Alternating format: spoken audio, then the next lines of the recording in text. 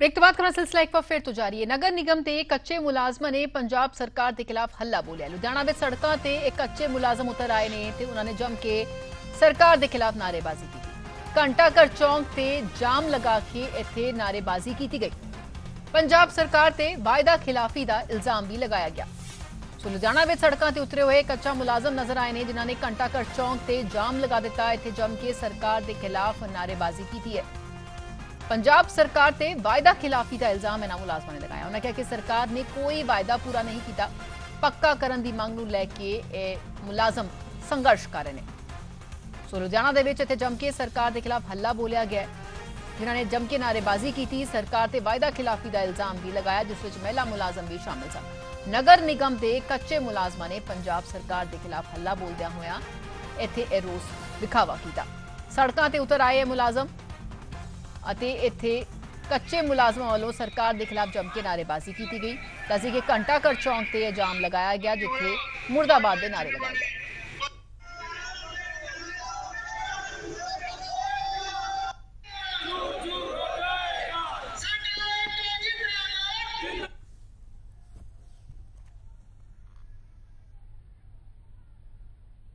नगर निगम विभाग के कच्चे सफाई मुलाजम लगातार पिछले 26 तरीक तो हड़ताल से चल रहे हैं। अज लुधियाना के घंटाघर से उन्होंने जाम लाता। एक पासे रोष भी है। सफाई कर्मचारियों का कहना कि आने वाले दिनों के हड़ताल से चले जाएंगे। उन्होंने पक्का नहीं किया जा रहा, उन्होंने तनख्वाहां घट ने। अज सरकार के खिलाफ हल्ला बोलिया जा रहा। पूरे घंटाघर के आले दुआले जोड़े सड़क ने उत्थे जाम ला के बह गए। साडे नाल विजय दानव है और यशपाल चौधरी है। ये दानव साहब, पिछले 26 तरीक तो तुसीं बैठे हो, सरकार मंगा मन लेगी? सरकार की धौण च गोडा दे देंगे, नहीं मनूगी तो, क्योंकि असी कोई भी चीज़ जी गैर कानूनी नहीं कर रहे। ये इन्हां दा फंडामेंट राइट आ और सरकार ने कैबिनेट के अंदर पास किया वा कि इन्होंने पक्का कर दिता जाए। तो इस दे बावजूद क्यों नहीं हो रहे जी? क्यों नहीं कर रहे? कोई फाइनैंशियल प्रॉब्लम नहीं। हाउस ने भी मता नंबर 270 मानयोग चौधरी यशपाल जी जो वार्ड नंबर 8 तो कौंसलर ने और साडे मैंबर ने संघर्ष कमेटी के ये प्रस्ताव लेके आए और हाउस ने 2-3 मेजोरिटी ने पास किया कि इन्होंने सारे पक्का कर दिता जाए। सानू कोई प्रॉब्लम नहीं है। मंत्री आखते हैं असीं कच्चे मुलाजम पक्के कर रहे हैं। कोई नहीं कर रहे। जे करते तो सानू की लोड़ है करने की? असीं तो 31 मई तो लगातार रौला पा रहे हैं कि इन्हां दा नोटिफिकेशन होया ये अपने नोटिफिकेशन नू इंप्लीमेंट क्यों नहीं करते? इन्हां नू इंप्लीमेंट करना चाहिए। ये कहते हैं साडे मुताबिक 4200 मुलाजम आ, ये कहते नहीं जी। जैकेट वाले आ गए, जैकेट वाले आ गए, उससे थोड़ा अपने यूनिट का इंप्रेशन बढ़ जाता है।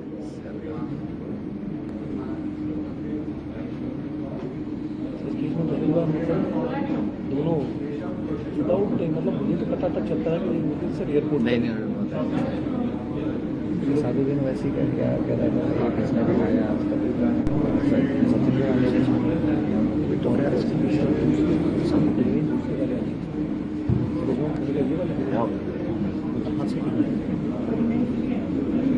वही चलेंगे तो ये भी जेल तो चल भी नहीं सकती।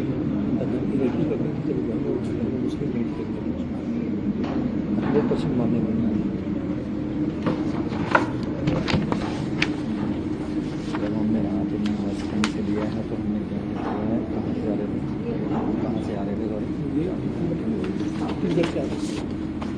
करें शुरू।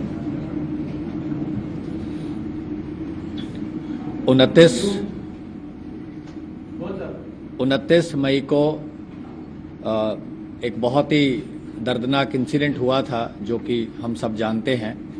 पंजाबी के मशहूर सिंगर थे जिनका इंटरनेशनल फेम भी था, शुभदीप सिंह, जिनको पॉपुलरली सिद्धू मूसेवाला के नाम से जाना जाता था।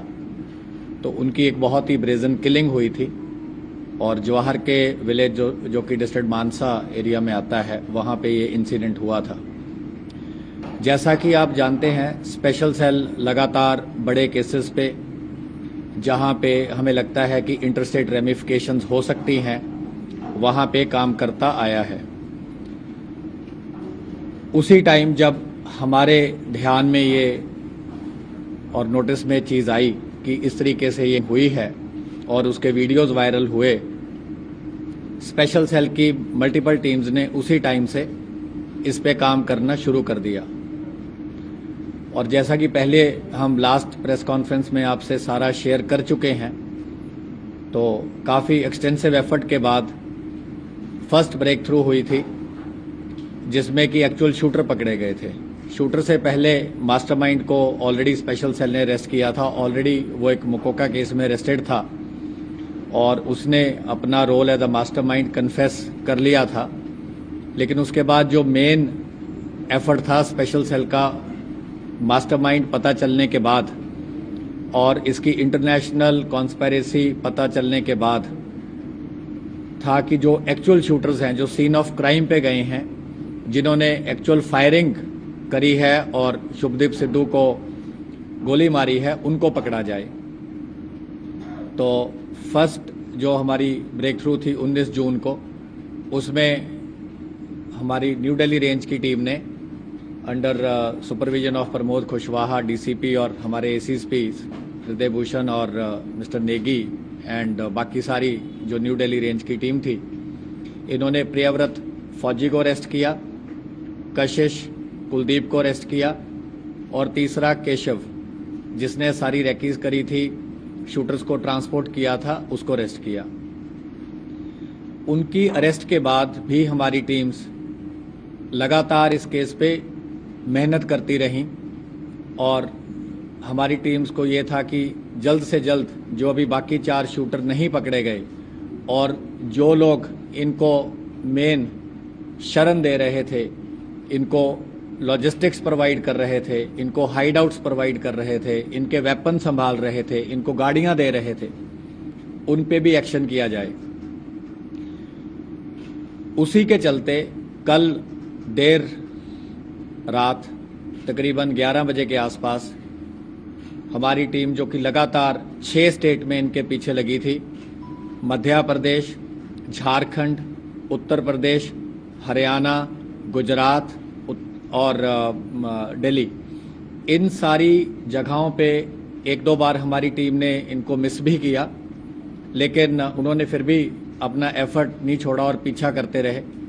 जो भी लीड मिलती रही उसको बड़ा डिलीजेंटली डेवलप किया और कल रात तकरीबन 11 बजे जब आईएसबीटी में अंकित सिरसा, जो कि सबसे यंगेस्ट शूटर था, one of the most desperate था, जिसने दोनों हाथों से फायरिंग करी और जो सबसे करीब जाके जिसने गोलियां चलाई, उसको अरेस्ट किया। जो उसका साथी था सचिन भिवानी, इसको भी इसके साथ अरेस्ट किया गया। सचिन भिवानी ने इनको तमाम सपोर्ट प्रोवाइड करी।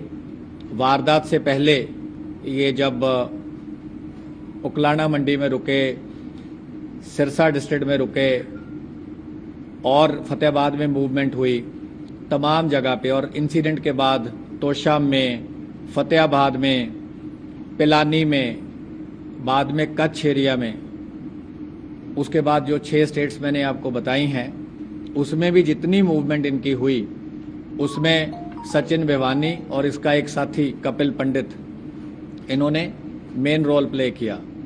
तो इनके साथ दीपक मुंडी भी था, जो कि अभी ऑन द रन है, एब्सकॉन्डिंग है, जो कि चौथा शूटर है। और उसके अलावा 2 शूटर्स का हम ऑलरेडी आपको बता चुके हैं। एक मनप्रीत मानू करके है, जो कि मोगा डिस्ट्रिक्ट का है पंजाब में, और छठा शूटर जो है वो जुगरूप रूपा है, वो तरन तारण का है।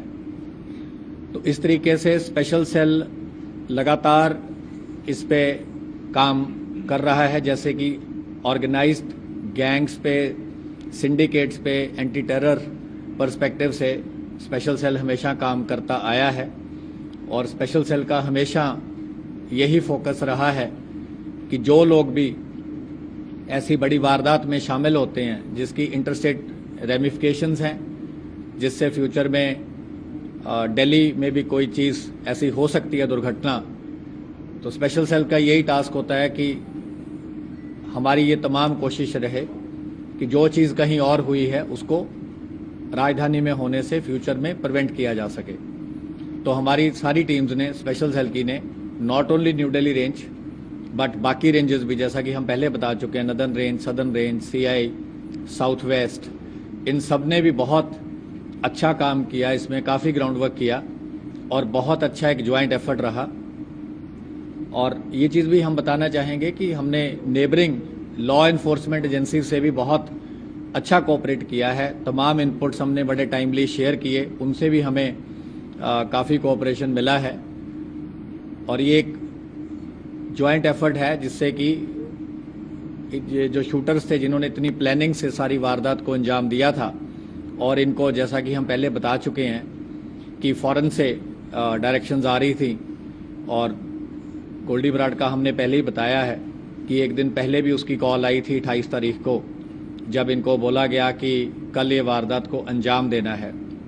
फिर वारदात के दिन इनको तकरीबन 4 बजे इंसिडेंट से ऑलमोस्ट 1.5-पौने 2 घंटे पहले कॉल आई और इन्हें बताया कि उनका जो दरवाज़ा है, उसको बड़ा दरवाज़ा था उनके घर का, वो खुल गया है और कभी भी इनकी मूवमेंट हो सकती है। और बाद में जब मूवमेंट हुई तब भी एक इंटरनेशनल कॉल आती है दोनों मॉड्यूल्स को, शूटर्स को, कि आप मूव इन करो।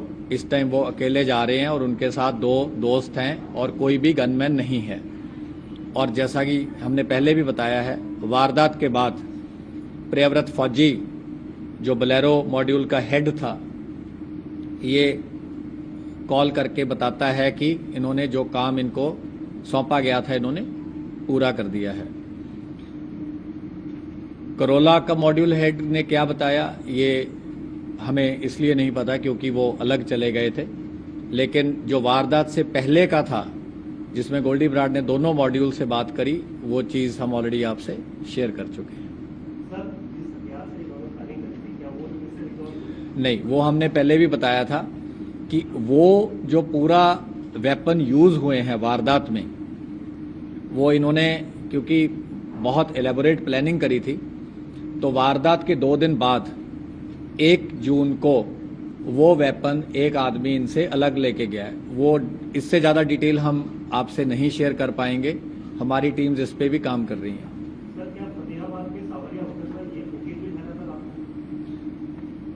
सावरिया होटल में ठहरे थे, आपकी नॉलेज करेक्ट है, लेकिन उसकी ब्रेकअप हम आपको अभी शेयर नहीं करना चाहते। 4 शूटरों को पनाह दी थी, तो फतेहाबाद रुके, तोशाम रुके, पिलानी रुके, कच्छ रुके, मध्य प्रदेश रुके, बिलासपुर एरिया मूवमेंट हुई, यूपी रुके, झारखंड रुके, तमाम मतलब एनसीआर में भी इनकी मूवमेंट हुई, हरियाणा उसके बाद दोबारा फिर मूवमेंट हुई। तो ये ऑन द रन रहे हैं। 29 मई को इंसिडेंट हुआ था और कल 3 जुलाई थी, तो आप ये अंदाज़ा लगा सकते हैं कि पिछले तकरीबन 34-35 दिन में इन्होंने 34-35 ही शायद लोकेशंस बदली। एक जगह में 1 या 2 दिन से ज़्यादा ये बिल्कुल नहीं रहते थे, क्योंकि इनको पता था कि इनको मल्टीपल टीम्स इनके पीछे हैं। तो ये काफ़ी इन्होंने जो कर सकते थे बचने के लिए इन्होंने किया। अंकित गया था।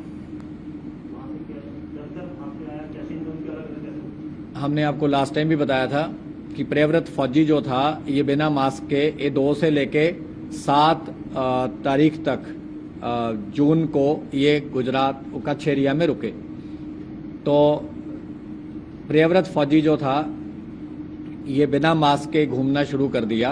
वैसे तो इसने अपनी दाढ़ी जो थी, जो इसकी फ़ोटो में सर्कुलेट फ़ोटो हुई थी, वो काफ़ी उसको क्लोज कट करवा लिया था हुलिया चेंज करने के लिए, लेकिन क्योंकि इसके बाकी सारे साथी काफ़ी इस चीज़ से डरे हुए थे कि इसकी गलती के कारण वो भी पकड़े जाएंगे, तो जो दीपक मुंडी था और ये अंकित सिरसा था, ये अलग हो गए। कपिल पंडित अलग हो गया, सचिन भिवानी अलग हो गया।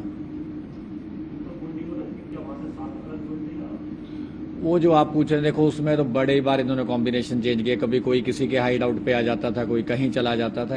मतलब ये तो अगर ये बताने लग गए तो फिर 15 मिनट इसी के लिए चाहिए, तो इसका कोई फायदा नहीं। सर, पंजाब पुलिस की वर्दी भी इनके पास थी, तो क्या वो भी इनके प्लान में था कि बचने के लिए एस्केप रूट इस वर्दी को पहन के इस्तेमाल करना था? वर्दी का इनका एस्केप रूट कम था, लेकिन वारदात के लिए ज्यादा था। पर क्योंकि इन्होंने वर्दी प्रक्योर कर ली थी तो वर्दी डिस्पोज नहीं करी। इन्हें लगा कि शायद किसी स्टेज पे कहीं कैमोफ्लाज करने के लिए अगर इनको वर्दी पहन के निकलना पड़े तो ये पहन के निकल सकते हैं। अच्छा पॉइंट आपका कि वर्दी इतनी देर क्यों रखी हुई थी, तो उसका यही वजह थी कि इन्हें लगा कि इतनी मेहनत से वर्दी प्रोक्योर करी है और वर्दी इनको फिट भी आ रही थी और इनको लग रहा था कि जैसे कभी कोई बहुत ही टीम इनके पास पहुंच जाती है या कोई ऐसा मौका आ जाता है कि वर्दी पहन के एस्केप करना पड़े, तो वो भी इनके प्लान में था। उत्तर प्रदेश के बुलंदशहर से कुछ आरोपियों को दूसरी एजेंसी ने उठाया है, हरी नाम के शख्स को AK-47 वहां से भेजा गया था, उसका प्रयोग यहाँ पे हुआ है। तो अभी तक आप लोग इन्वेस्टिगेशन के नहीं, अभी AK-47 का कोई डेफिनेट सोर्स सामने नहीं आया। हमारे पास कुछ चीजें इंटेरोगेशन में सामने आई हैं, लेकिन अगर हम आपको ये ऐसा उस स्टेज पे नहीं पहुंचे हैं कि हम आपको ये बता सकें कि इसी जगह से AK-47 प्रोक्योर करी गई थी।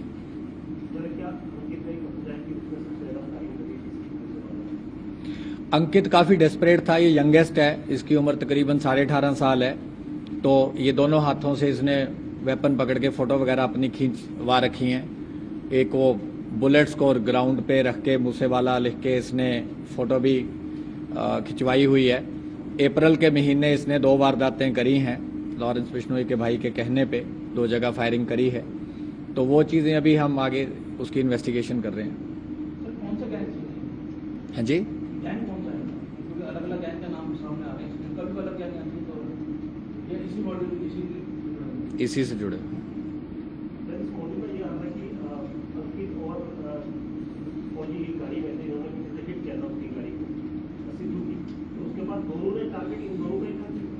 इन्होंने गाड़ी को हिट नहीं किया।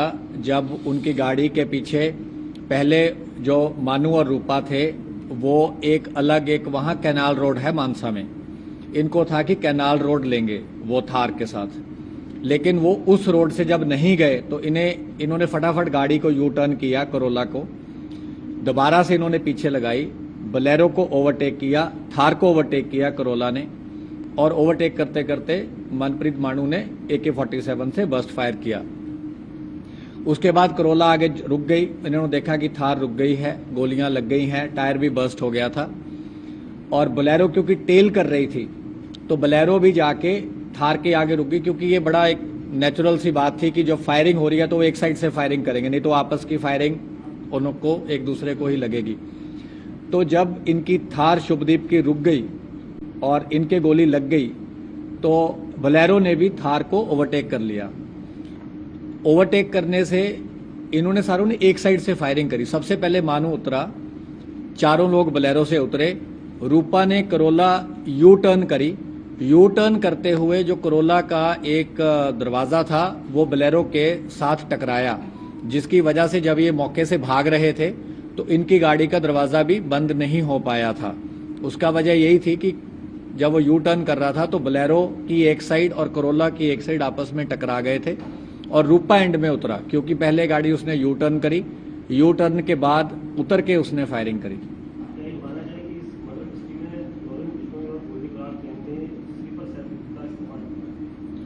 स्लीपर सेल तो नहीं है, एक्टिव क्रिमिनल है, कोई फरारी काट रहा है, मतलब स्लीपर सेल तो देखिए अब कोई बहुत ही डॉर्मेंट हम उसको बोल सकते हैं, तो एक्टिव हैं, ये तो हर महीने और कई बार इन्होंने मल्टीपल वारदात कर रखी हैं, तो स्लीपर तो नहीं बोल सकते। हाँ जी, वो हम जो शेयर कर सकते हैं इमेजेस हम आपके पास प्रेस कॉन्फ्रेंस के बाद शेयर कर देंगे। Any more questions? Thank you. अभी इसके बाद आप विजुअल्स ले सकते हैं। Thank you. So Delhi police की स्पैशल सैल वालों प्रैस कॉन्फ्रेंस की गई। दस दईए पंजाबी सिंगर सिद्धू मूसेवाला कतलकांड विच तीजे शार्प शूटर अंकित सिरसा की गिरफ्तारी हुई है, जिसनूं लैके प्रैस कॉन्फ्रेंस की गई ते उसदे एक साथी सचिन चौधरी नूं भी काबू किया गया। पंजाब पुलिस दीआं 3 वर्दियां बरामद कीतीआं गईआं ने। अंकित ने मूसेवाला नूं नेड़े तो गोलियां मारियां सन। पुलिस ने यह भी दस्सिया है कि डोंगल सिम ते मोबाइल फोन भी बरामद किए गए ने। पंजाब पुलिस की वर्दी भी बरामद की गई है। शूटरां की गिरफ्तारी लई लगातार स्पैशल सैल कोशिश कर रहा सी ते तीजी गिरफ्तारी हुई है। कल देर रात 11 बजे दिल्ली पुलिस नूं वड्डी सफलता मिली है। ਦਿੱਲੀ ਦੇ ਕਸ਼ਮੀਰੀ ਗੇਟ ਇਲਾਕੇ ਤੋਂ ਬੀਤੀ ਰਾਤ ਗ੍ਰਿਫਤਾਰੀ ਹੋਈ ਹੈ। ਅੰਕਿਤ ਨੇ ਮੂਸੇਵਾਲਾ ਤੇ ਫਾਇਰਿੰਗ ਕੀਤੀ ਸੀ।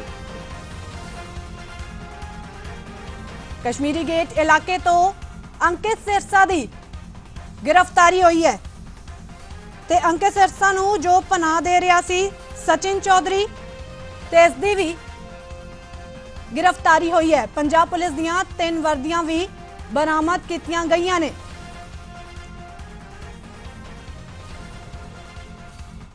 फिलहाल इस बुलेटिन च नहीं, दियो इजाजत, धन्यवाद।